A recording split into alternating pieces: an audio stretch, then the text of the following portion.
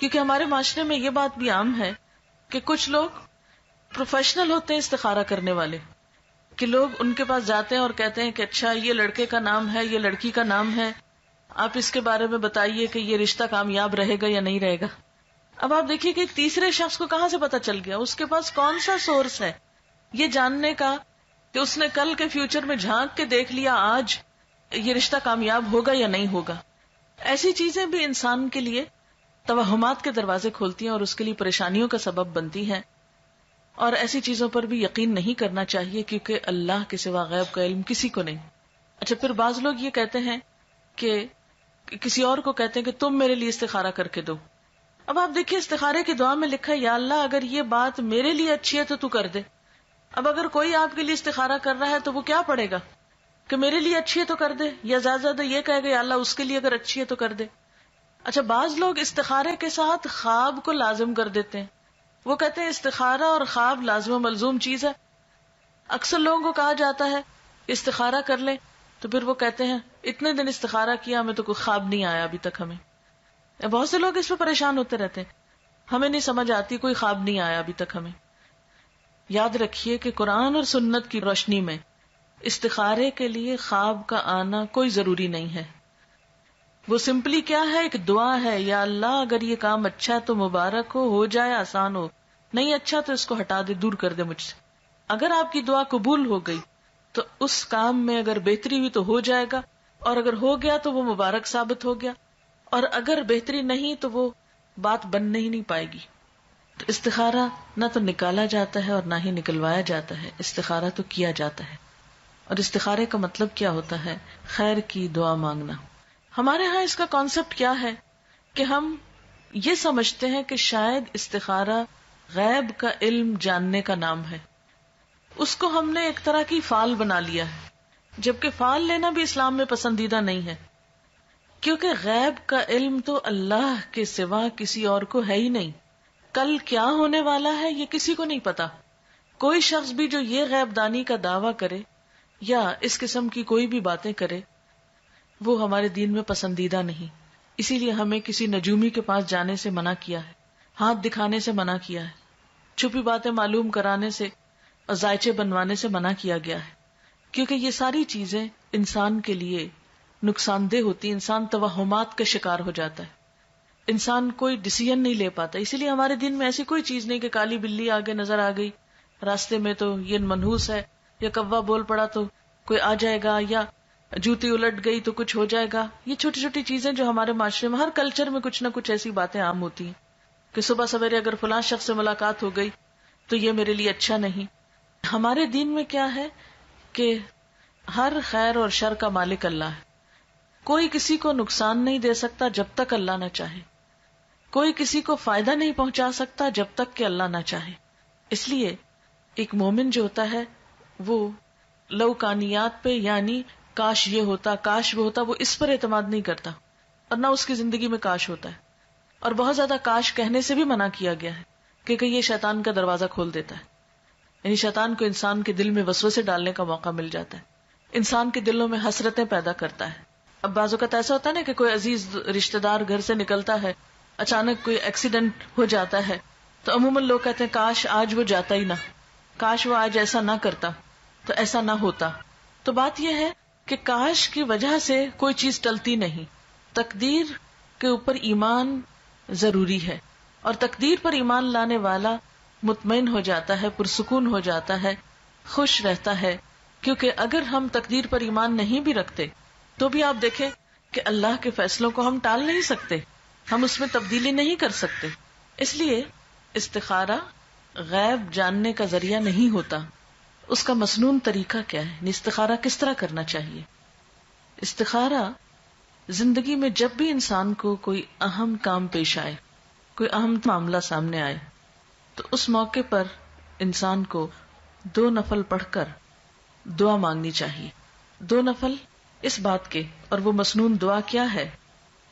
وہ مسنون دعا ہے اللہم انی استخیرک بعلمک واستقدرک بقدرتک واسألک من فضلک العظیم فانک تقدر ولا اقدر وتعلم ولا اعلم وأنت علام الغیوب اللہم ان کنت تعلم ان هذا الامر خیر لی فی دینی ومعیشتی وعاقبت امری فاقدرہ لی ویسرہ لی ثم بارک لی فیہ وان کنت تعلم ان هذا الامر شر لی فی دینی ومعیشتی وعاقبت امری فاصرفہ عنی واصرفنی عنہ وقدر لی الخیر حیث کان ثم اردنی بہ. یہ ہے مسنون دعا. اس کے بارے میں حدیث پاک میں آتا ہے، حضرت جابر رضی اللہ تعالی عنہ کا بیان ہے کہ نبی صلی اللہ علیہ وسلم جس طرح ہمیں قرآن پڑھایا کرتے تھے اسی طرح ہر کام میں استخارہ کرنے کی بھی تعلیم دیتے تھے. فرماتے جب تم میں سے کوئی کسی اہم معاملے میں فکر مند ہو تو 2 رکعت نفل پڑھے اور پھر یہ دعا پڑھے. یعنی آپ صلی اللہ علیہ وسلم جیسے قرآن پاک کی کوئی سورت سکھاتے تھے ایسے ہی یہ دعا سکھاتے تھے اپنے صحابہ کو. اور ساتھ ہی کیا تعلیم دیتے کہ جب بھی کوئی اہم کام ہو، اہم معاملہ ہو تو کیا کرو؟ نفل پڑھ کر یہ دعا پڑھو. اہم کاموں میں خود مثلا جس کی شادی ہے، شادی ایک اہم فیصلہ نا زندگی کا، جس کی شادی ہے وہ خود بھی پڑھے یہ نفل اور ماں باپ بھی پڑھے، ماں یا باپ دونوں میں سے کوئی ایک پڑھ لے. اس کا ترجمہ کیا ہے اور یہ کیوں پڑھا جائے؟ نبی صلی اللہ علیہ وسلم نے فرمایا استخارہ کرنے والا کبھی نامراد نہیں ہوتا، استخارہ کرنے والا کبھی نامراد نہیں ہوتا، مشورہ کرنے والا کبھی نادم نہیں ہوتا، اور کفایت شعاری سے کام لینے والا کبھی کسی کا محتاج نہیں ہوتا. یعنی جو شخص مشورہ کرتا ہے اس کو پھر شرمندگی نہیں ہوتی، اور جو شخص بچت سے کام لیتا ہے پھر وہ کسی کا محتاج نہیں ہوتا، کیونکہ وہ اپنی ضرورت کے وقت کے لیے پہلے سے ہی تیاری کر کے رکھتا ہے. اور اللہ تعالیٰ سے استخارہ کرنا یعنی ایک طرح سے مشورہ کرنا بھی ہے اور خیر کی دعا مانگنا بھی ہے. یہ انسان کے لیے ایک سعادت کی بات ہے کہ وہ کسی اہم معاملے میں اپنے رب سے مشورہ کر رہا ہے اور پھر اس کے فیصلے پر راضی ہے. اور آپ جانتے ہیں کہ تقدیر پر راضی ہونا جو ہے، تقدیر پر راضی ہونا یہ ایمان کا حصہ ہے. جب ہم استخارہ کرتے ہیں اور اس کی دعا پڑھتے ہیں تو اس کا مطلب کیا ہے؟ دعا کا ترجمے سے ہی آپ کو پتہ چل جائے گا. ترجمہ ہے خدایا میں تجھ سے تیرے علم کے واسطے سے خیر کا طلبگار ہوں، تیری قدرت کے ذریعے تجھ سے تیرے عظیم فضل کا سوال کرتا ہوں، اس لیے کہ تو قدرت والا ہے اور مجھے ذرا قدرت نہیں، تو علم والا ہے مجھے علم نہیں، تو غیب کی ساری باتوں کو خوب جانتا ہے. خدایا اگر تیرے علم میں یہ کام میرے لیے بہتر ہے میری دین اور دنیا کے لحاظ سے اور انجام کے لحاظ سے تو میرے لیے اسے مقدر کر دے. یعنی جب کسی بھی کام کے لیے ہم استخارہ کریں تو اس کو ذہن میں رکھنا چاہیے کہ اگر یہ چیز میرے دنیا اور آخرت کے لحاظ سے اچھا ہے تو اس کو میرے لیے مقدر کر دے، یعنی میری قسمت میں کر دے، میرے لیے اس کو آسان کر دے، میرے لیے اس کو مبارک بنا دے. اور اگر تیرے علم میں یہ کام میرے لیے برا ہے میرے دین اور دنیا کے لحاظ سے اور انجام کے لحاظ سے تو اس کام کو مجھ سے دور رکھ اور مجھے اس سے بچا کے رکھ اور میرے لیے خیر اور بھلائی مقدر کر دے جہاں کہیں بھی ہو، پھر مجھے اس پہ راضی بھی کر دے. کتنی خوبصورت دعا ہے. یہ ہے دراصل استخارہ کہ اللہ اگر تو یہ چیز میرے حق میں اچھی ہے تو اس کو آسان کر کے مبارک کر دے، اور اگر اچھی نہیں تو اسے ہٹا دے مجھ سے اور مجھے اس سے ہٹا دے. اب آپ سوچئے کہ اس استخارے کی دعا کا نتیجہ کیا ہونا چاہیے؟ یہی نا کہ یا تو کام ہو جائے یا پھر نہ ہو. اگر ہو جائے تو پہلے سے ہی ہم نے دعا مانگ لی کہ اللہ اب یہ ہمارے لیے بہت اچھا ثابت ہو، اور اگر نہیں ہوتا تو بھی ہمیں اس پہ راضی ہو جانا چاہیے، تسلی ہونی چاہیے کہ اللہ کو منظور نہیں اور اس میں ضرور ہمارے لیے کوئی بہتری ہے کہ اس کام کے ہونے کا سبب نہیں بنا.